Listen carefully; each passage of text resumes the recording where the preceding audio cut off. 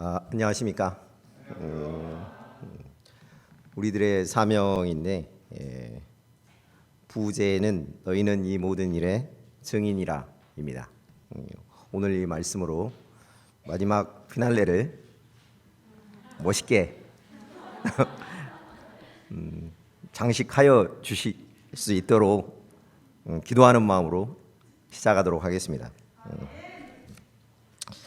다 같이 요절 말씀 47절하고 48절 한 목소리를 읽고 시작하도록 하겠습니다. 47, 48절입니다. 시작. 또 그의 이름으로 죄 사함을 받게 하는 회개가 예루살렘에서 시작하여 모든 족속에게 전파될 것이 기록되었으니 너희는 이 모든 일의 증인이라. 할렐루야. 수양의 기간 은혜 많이 받으셨나요? 여러분 오늘이 무슨 날인지 아십니까? 네, 그렇죠. 수양회 끝나는 날. 또 주일 맞습니다. 물론 이것도 다 맞습니다만 7월의 마지막 날 하시려고 그랬죠. 그것도 맞습니다. 이런 거 다 맞습니다만 오늘은 부활절 아침입니다. 우리는 어제 말씀을 통해 예수님께서 우리 죄 때문에 십자가에 못 박혀 죽으셨다는 사실을 깊이 깨달아 알게 되었습니다. 그런데 이 예수님이 바로 오늘 부활하셨습니다. 그리고 부활하신 예수님이 부활하자마자 우리에게 명령하신 말씀이 있습니다. 방금 읽은 요절 말씀을 통해 볼 때 그것이 무엇입니까? 너희는 이 모든 일의 증인이라 입니다. 이 시간 우리가 말씀을 통해 부활하신 예수님을 영접하고 부활의 증인된 삶을 살 수 있기를 간절히 기도합니다. 파트 1 부활의 증거들 1절에서 32절까지 말씀입니다. 다 같이 1절 말씀을 보십시오. 때는 안식 후 첫날 새벽에 막달라 마리아, 요한나와 야고보의 모친 마리아 등 여러 명의 마리아들이 예수님의 무덤을 찾아왔습니다. 이날은 예수님이 죽으신 지 사흘째 되는 날이었습니다. 여인들은 안식일 때문에 움직이지를 못하고 있다가 날이 밝자마자 준비한 향품을 가지고 무덤을 찾아왔습니다. 그런데 무덤에 와 보니 돌이 굴려져 있고 무덤 안에 정작 있어야 할 예수님의 시신은 보이질 않았습니다. 그들은 엄청 근심하였습니다. 이때 갑자기 찬란한 옷을 입은 두 사람이 그들 곁에 떡 나타났습니다. 이 모습을 본 여인들은 너무 두려워한 나머지 얼굴을 땅에 바짝 대고 엎드렸습니다. 그때 그 두 사람이 말했습니다. 다 같이 5절 하반절과 6절 상반절을 읽어보겠습니다. 어찌하여부터 시작. 어찌하여 살아있는 자를 죽은 자 가운데서 찾느냐? 여기 계시지 않고 살아나셨느니라. 찬란한 옷을 입은 두 사람은 천사들이었는데 그들은 예수님이 여기 계시지 않고 살아나셨다고 증거했습니다. 왜 산 사람을 죽은 자 가운데서 찾느냐고 말했습니다. 그러면서 그들은 말씀을 기억하라고 했습니다. 무슨 말씀일까요? 또 7절을 다 같이 읽겠습니다. 7절 시작. 이르시기를 인자가 죄인의 손에 넘겨져 십자가에 못 박히고 제3일에 다시 살아나야 하리라 하셨느니라. 생전에 예수님은 자신이 십자가에 못 박히고 제3일에 다시 살아나신다고 여러 차례 말씀하셨습니다. 누가복음 9장 22절 있습니까? 같이 읽어볼까요? 시작. 이르시되 인자가 많은 고난을 받고 장로들과 대제사장들과 서기관들에게 버림바 되어 죽임을 당하고 제3일에 살아나야 하리라. 또 누가복음 18장 33절 말씀에는 이렇게 나와 있습니다. 다 같이 또 한번 읽어볼까요? 시작. 누가복음 18장 33절은 제가 읽어드리겠습니다. 그들은 채찍질하고 그를 죽일 것이나 그는 3일 만에 살아나리라. 이처럼 예수님은 약속하신 말씀대로 죽으신 지 3일 만에 다시 살아나셨습니다. 부활하셨습니다. 그런데 이거는 단지 말씀일 뿐이고 정말로 실제로 예수님은 죽음에서 부활하셨을까요? 과연 죽음에서 다시 살아난다는 것이 있을 수 있을까요? 8절과 9절 말씀을 보십시오. 여인들은 생전에 하셨던 예수님의 말씀을 기억하고 이 모든 것을 열한 사도와 다른 모든 이들에게 알렸습니다. 베드로 사도님, 예수님이 살아나셨습니다. 무덤이 비어 있었어요. 천사들이 알려주었다니까요. 그들의 이런 말을 들은 사도들의 반응이 어떠했습니까? 11절 말씀을 보십시오. 열한 사도들은 그들의 말을 허탄하게 여겼습니다. 허탄하게 여겼다. NIV 성경에는 like nonsense라고 쓰여져 있습니다. 이는 여인들의 예수님 부활 소식을 별 의미가 없는 헛소리 정도로 여겼다는 말입니다. 그러나 그럼에도 불구하고 사도들 중 베드로는 혹시나 하는 마음에 무덤으로 달려갔습니다. 그리고는 곧장 무덤 안을 들여다 보았습니다. 그랬더니 역시나 무덤 안은 비어 있었습니다. 그리고 그 안에는 세마포, 곧 시신을 감쌌던 수의만이 있었습니다. 빈 무덤 안에 놓여 있는 세마포, 그것이 말해주는 바가 무엇일까요?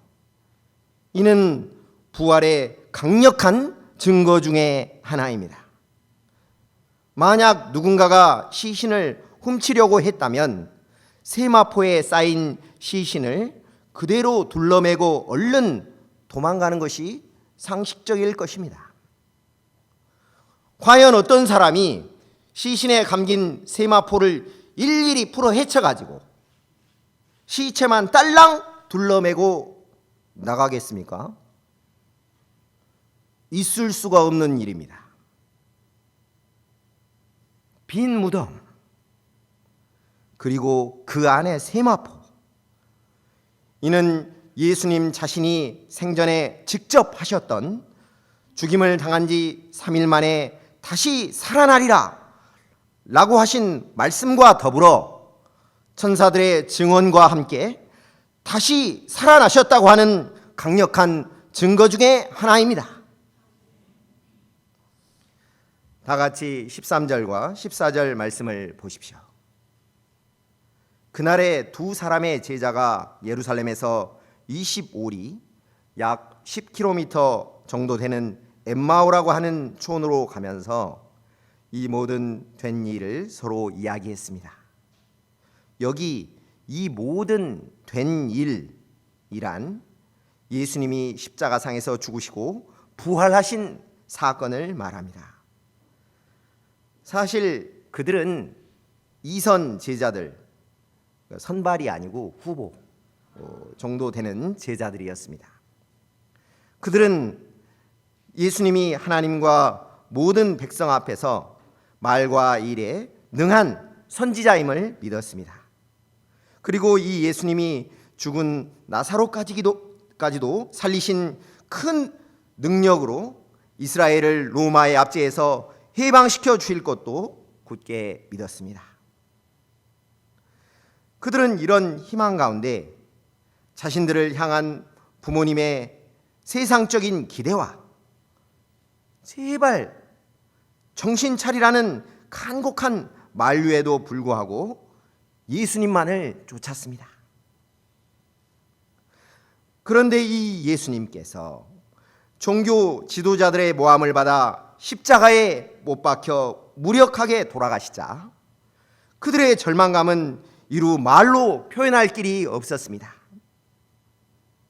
동시에 사명인의 생활 역시 다 끝나버렸다고 생각했습니다. 모든 것을 체념한 그들은 말했습니다. 참, 예수님께 훈련받던 시절이 참 좋았어. 좋아. 그래도 난 후회하진 않아. 근데 그 능력 많은 예수님께서 힘 한 번 안 쓰시고 왜 이렇게 그냥 무력하게 돌아가셨을까? 응?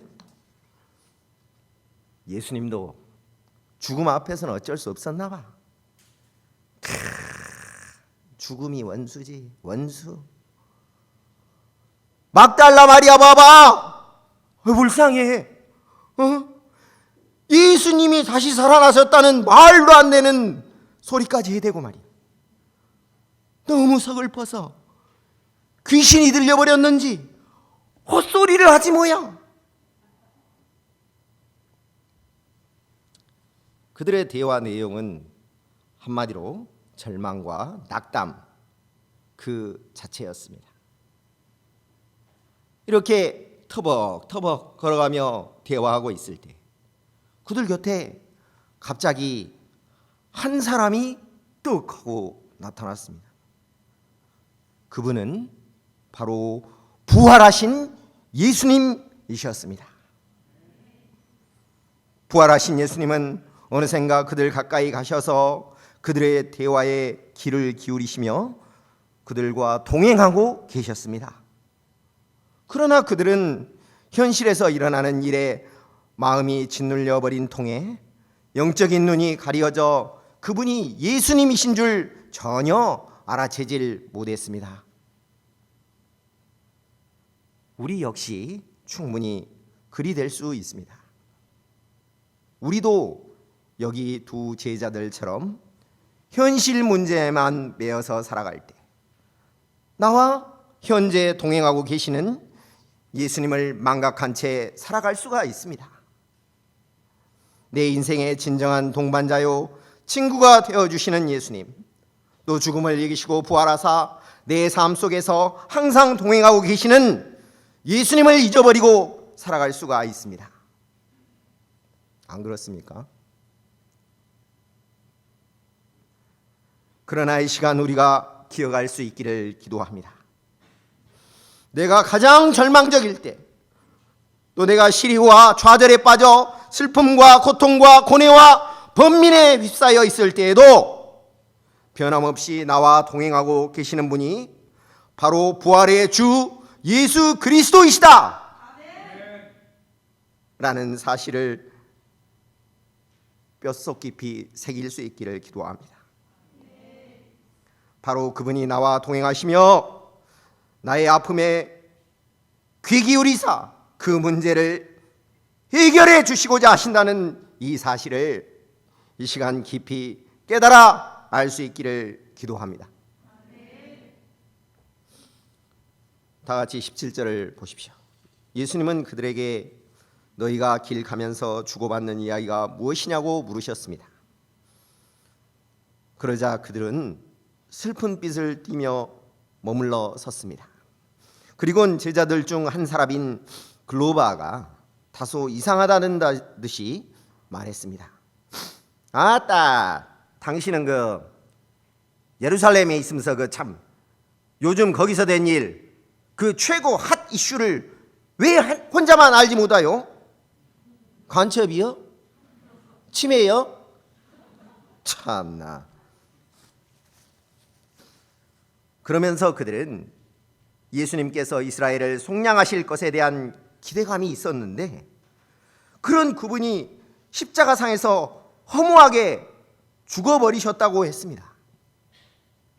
뿐만 아니라 여자들도 예수님이 살아나셨다는 이상한 소식까지 들었다는 말도 했습니다. 그들은 부활하신 예수님 앞에서 여전히 슬픈 빛을 띤 채 죽어버린 예수님과 자신들의 깨어져 버린 꿈, 더불어 처량해진 자신들의 신세에 대한 이야기만 계속 줄기차게 늘어놓았습니다.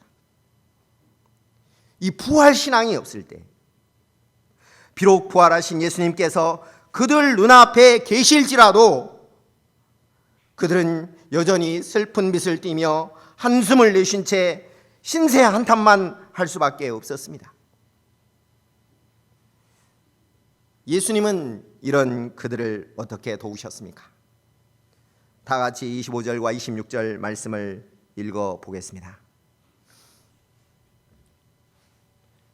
시작. 민원하고 신라들의 말한 모든 것을 마음에 덜이 믿는 자들이요, 그리스도가 이런 고난을 자기의 영광에 들어가야 할 것이 아니냐 하시고,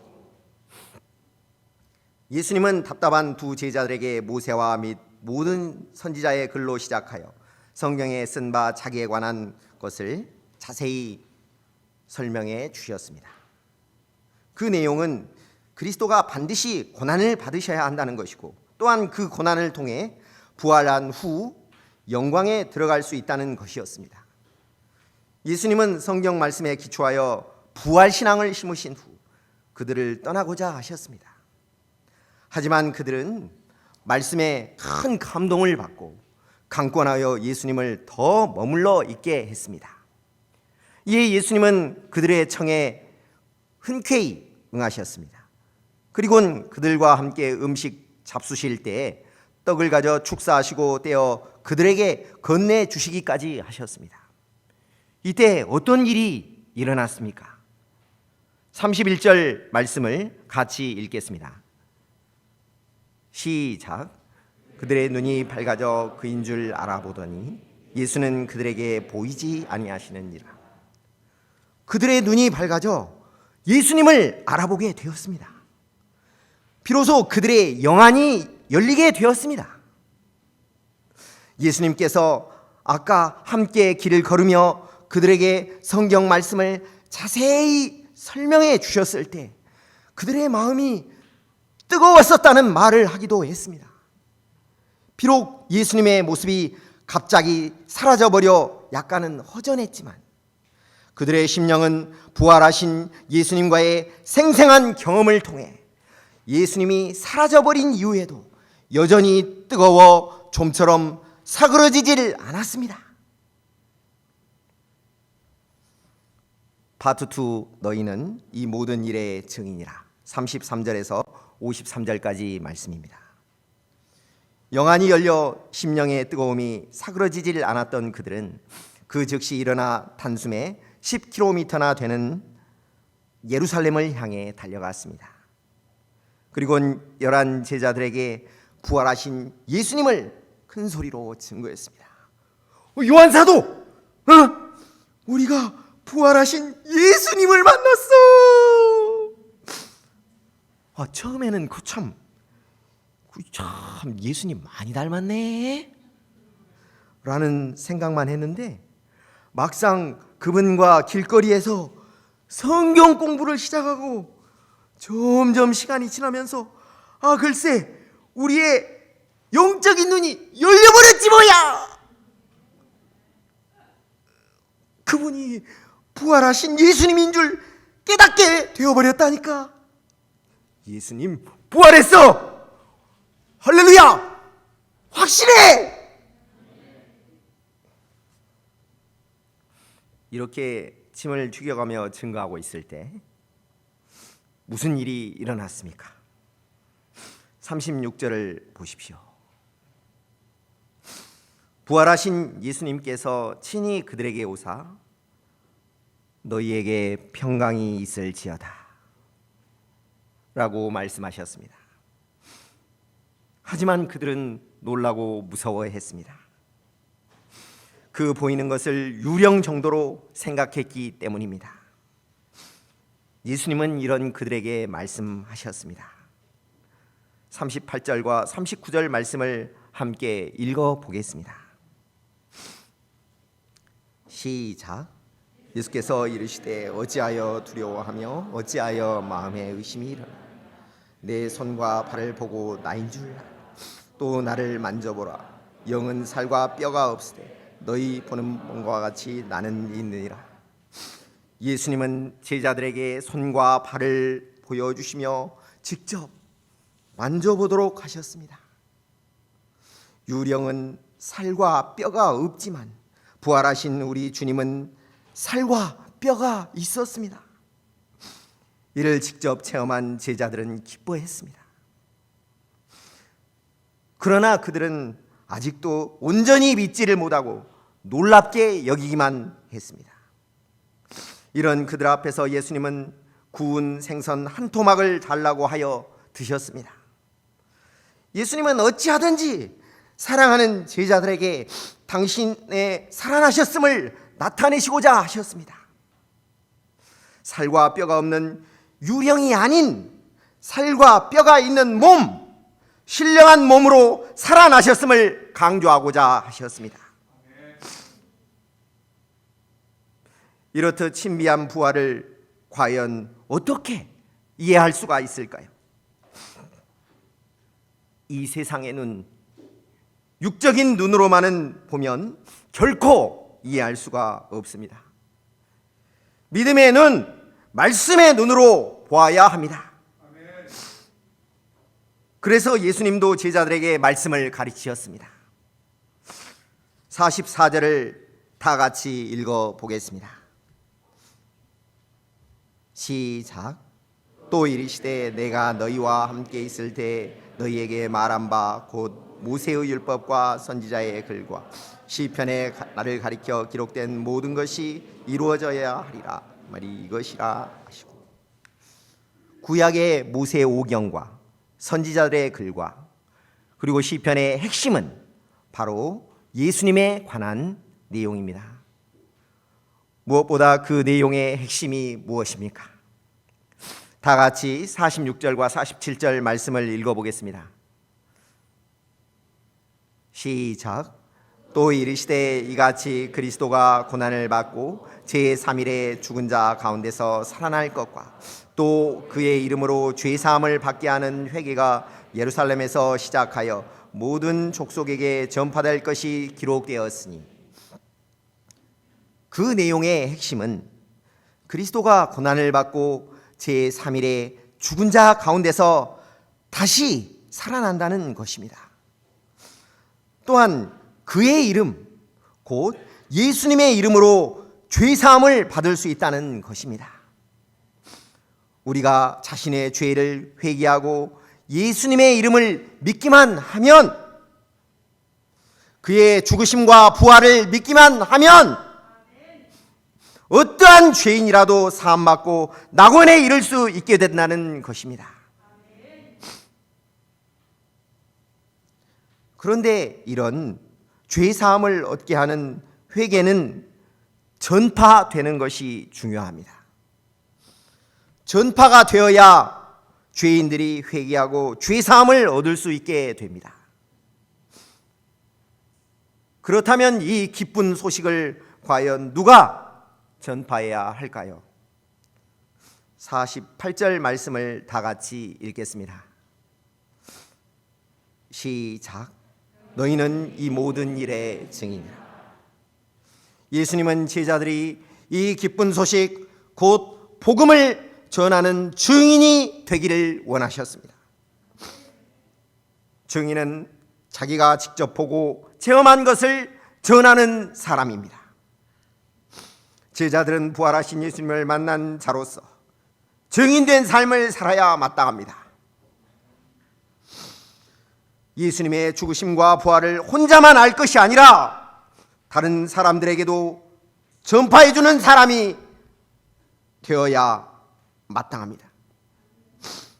이런 전파가 있을 때 죄인들이 죄사함을 얻는 회개를 할 수 있게 됩니다. 때문에 이런 전파의 아름다움과 중요성은 아무리 강조해도 결코 지나치질 않습니다. 무엇보다 예수님은 본문 47절 말씀처럼 예루살렘에서 시작된 복음이 모든 족속에게 전파되기를 원하셨습니다. 사도행전 1장 8절 말씀처럼 땅끝까지 증거되어지기를 원하셨습니다. 결국 이 말씀에 순종한 많은 선교사님들을 통해 우리나라에도 복음이 전해질 수 있었습니다. 1885년 4월 5일 부활절 아침에 고 아펜젤러 선교사와 함께 조선 땅에 첫 발을 내디딘 한 명의 선교사가 있었습니다. 그의 이름은 언더우드, 한국명으로 원두우입니다. 지금의 연세대학교 설립자입니다. 그는 약혼녀에게 조선 선교를 제안했다가 거절당하고 파혼까지 하고서 홀로 조선을 찾았습니다. 이때 그의 나이 25. 그는 같이 온 아펜젤러 선교사와 함께 인천의 제물포 항에서 이렇게 기도했습니다. 우리는 부활절 아침에 이곳에 도착했습니다. 그날 사망의 권세를 이기신 우리 주님께서 이 백성을 얽어낸 결박을 끊으사 하나님의 자녀로서 자유와 빛을 주시옵소서. 그는 조선에서 주님의 증인된 삶을 살기 위해 자기보다 8살 연상의 여인인 릴리아스 호튼과 결혼하고 신혼여행 또한 전도여행으로 떠날 만큼 증인의 삶을 아주 열정적으로 살았습니다. 약 2개월간의 신혼여행 기간 동안에 도보로 약 1600km 정도를 신혼여행 겸 전도여행을 해가지고 압록강을 넘어서 만주에까지 가서 세례를 베풀어 주었습니다. 이런 증인들이 있었기에 이 땅에 놀라운 복음의 빛이 비칠 수 있었습니다. 그럼 이런 선교사들을 통해 복음을 전해 들은 우리 선조들은 또 어떻게 했습니까?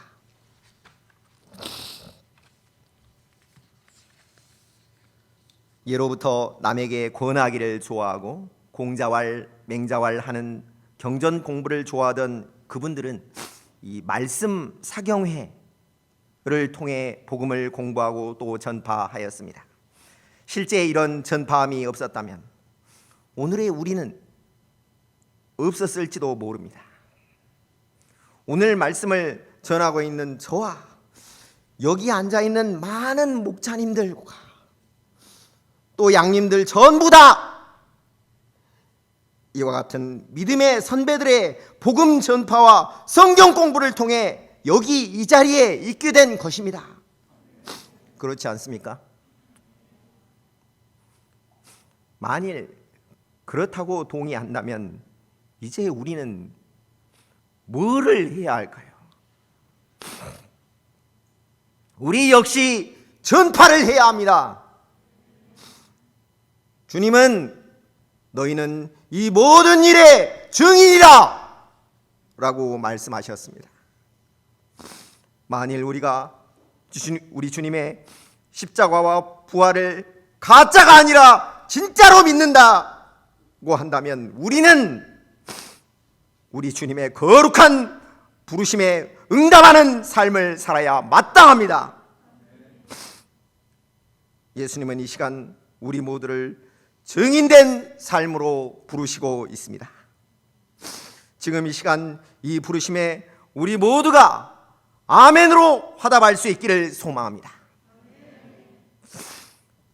사실 우리의 주된 전도 대상인 캠퍼스의 영혼들 결코 만만한 대상이 아닙니다.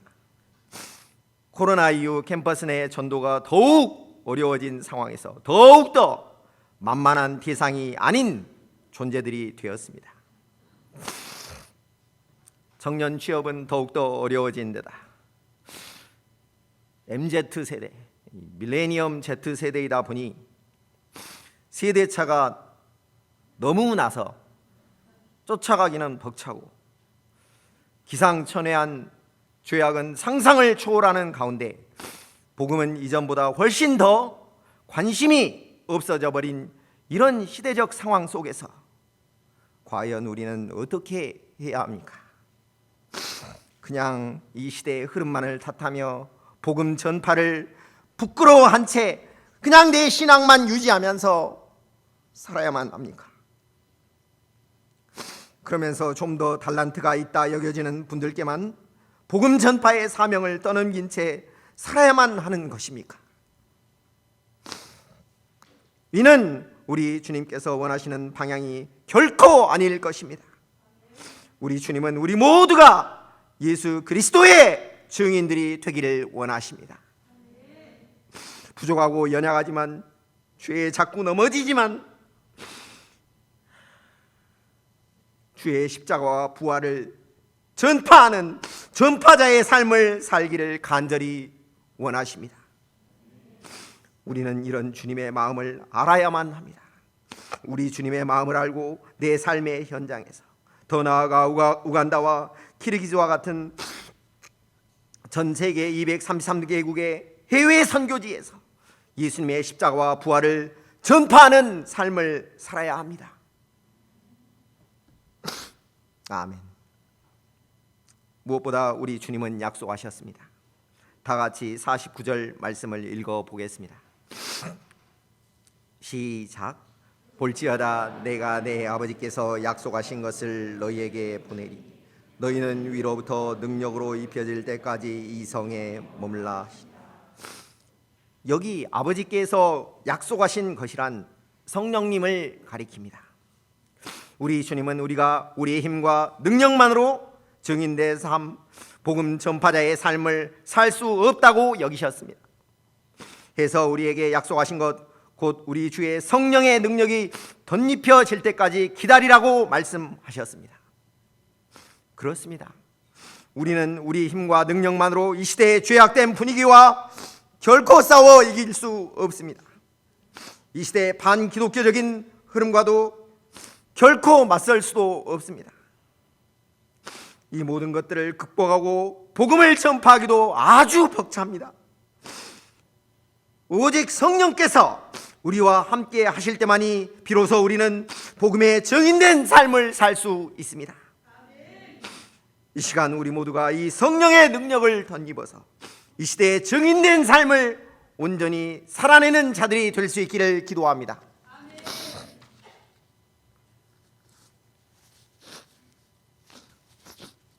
말씀을 준비하며 자신의 삶을 다시 한번 돌아보는 시간을 갖게 하신 우리 주님께 감사합니다. 과거 저는 여러 번의 대학 실패와 정욕으로 찌든 인생을 살았습니다. 학창 시절 공부는 잘했지만 이게 지금 주기적으로 저한테 찾아오는 것이었는데 지금 처음 이야기를 하는 건데 그 시험 당일날만 되면 극심한 불안과 두려움으로 머리가 하얗게 변해버리는 그 고질병이 있었습니다. 그것으로 인해서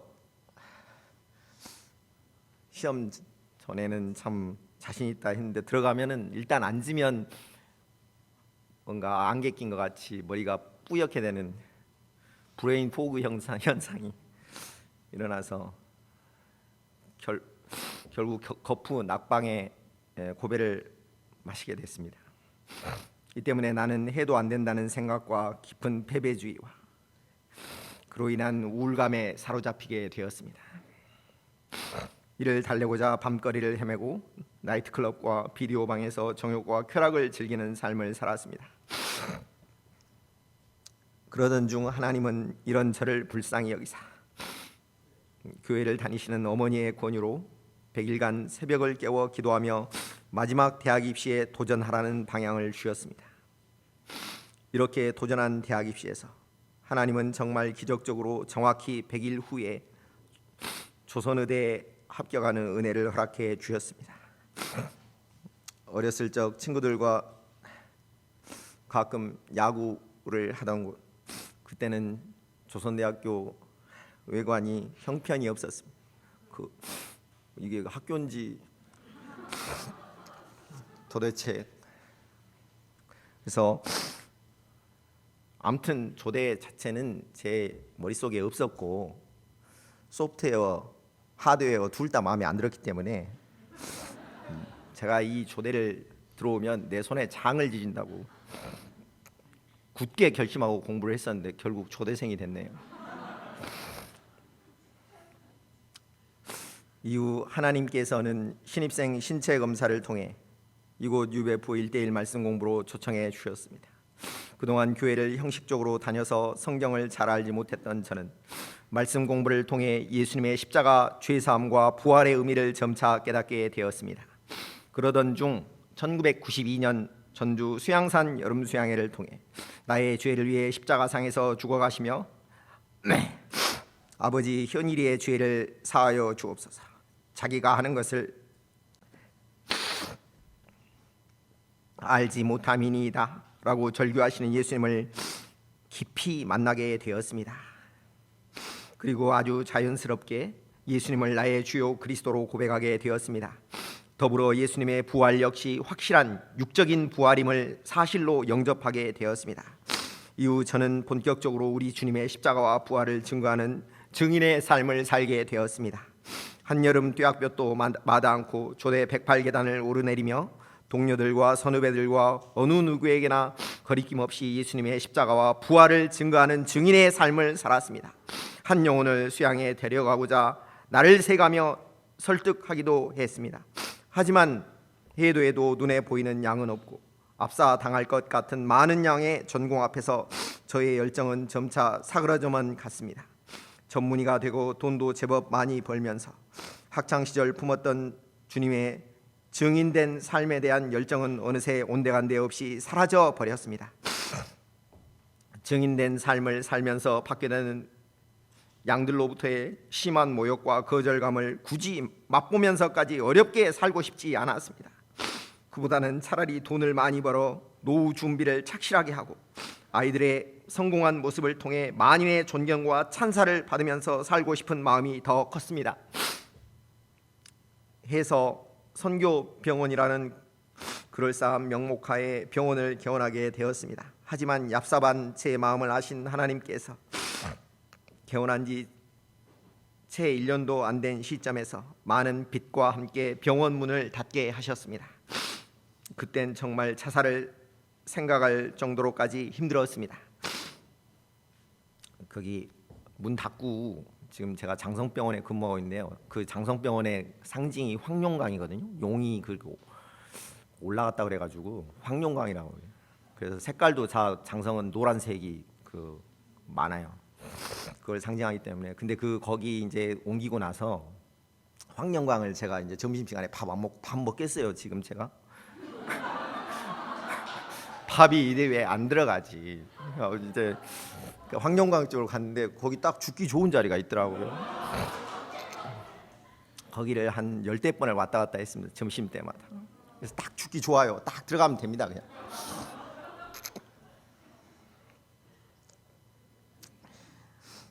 하지만 하나님은 동역자와 같이 하게 된 40일 또 40일 그리고 50일간의 연이은 작정기도를 통해서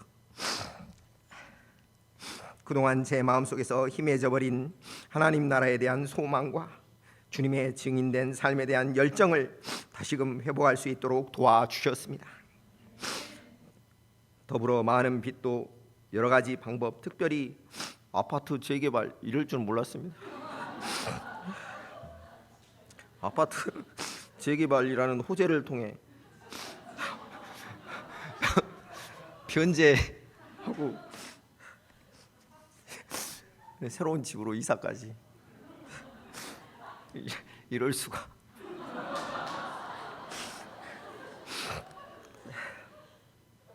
이 은혜를 생각할 때 저는 마땅히 이제는 더 이상 방황 없이 부활과 천국 입성에 대한 소망 가운데 주님의 증인된 삶을 살아야만 했습니다. 그러나 저는 요즘 또다시 증인된 삶에 대한 회의감에 휩싸이게 되었습니다. 그 이유는 다름 아닌 딸아이의 반복된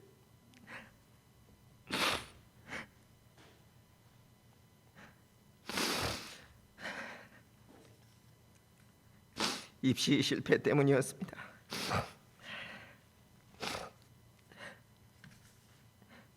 왜 안 될까? 다들 잘한다고들 하는데 왜 눈높이를 낮춰 지원하기도 하고 주께서 주신 방향이라 여겨서 전혀 원하지도 않았던 타국에까지 가서 오직 한 곳만 보고 줄기차게 믿음으로 도전했는데, 아무리 전 세계에 날고 기는 애들 수백 명 중에 한두 명 뽑는다고 하지만 진짜 한두 명 뽑더라고요.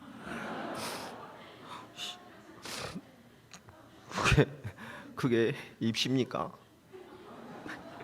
하늘에서 별 10개 따오르는 거지. 오직 하나님 한 분만 바라보며 기도하면서 도전했는데 왜 안 되는가? 그렇게 수많은 목자님들이 중보기도 해주고 우리 가족 또 기도하고 심지어 기도를 거의 하지 않는 우리 아들까지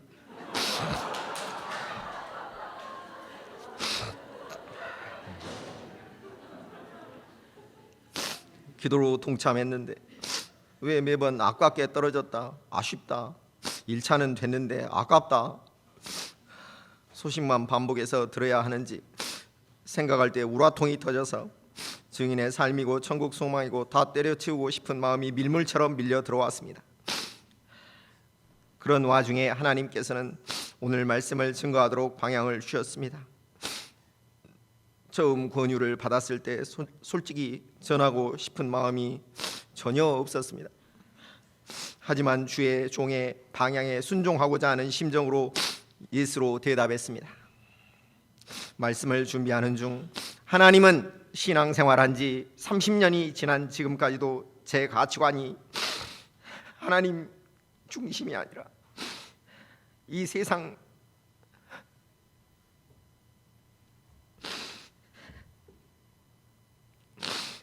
하나님 중심이 아니고 이 세상 중심임을 깊이 깨닫게 해주셨습니다.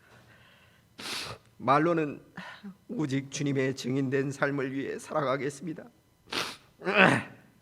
라고 매 순간 고백하지만 실제는 여전히 그보다는 세상의 부와 명예와 안락함만을 추구하면서 살아가는 저의 이중적인 모습을 보게 되었습니다.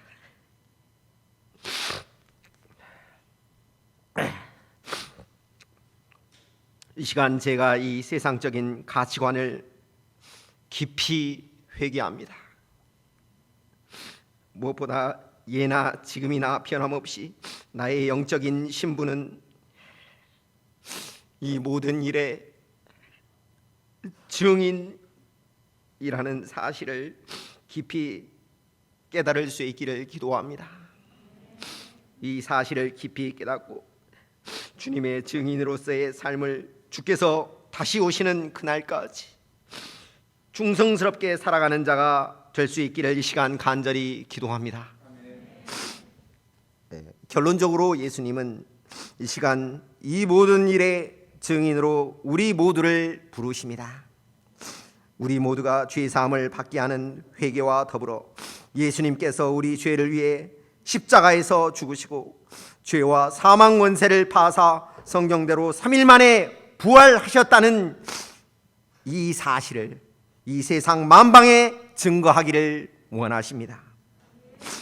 이 시간 이 자리에 모인 모든 형제 자매님들이 예수님의 이 모든 일에 증인으로 부르신 부르심을 영접하고 증인된 삶을 살고자 결단하는 자들이 될 수 있기를 간절히 기도합니다. 요절 말씀 47절과 48절 다 같이 읽고 기도하고 마치겠습니다. 시작. 그의 이름으로 죄 사함을 받게 하는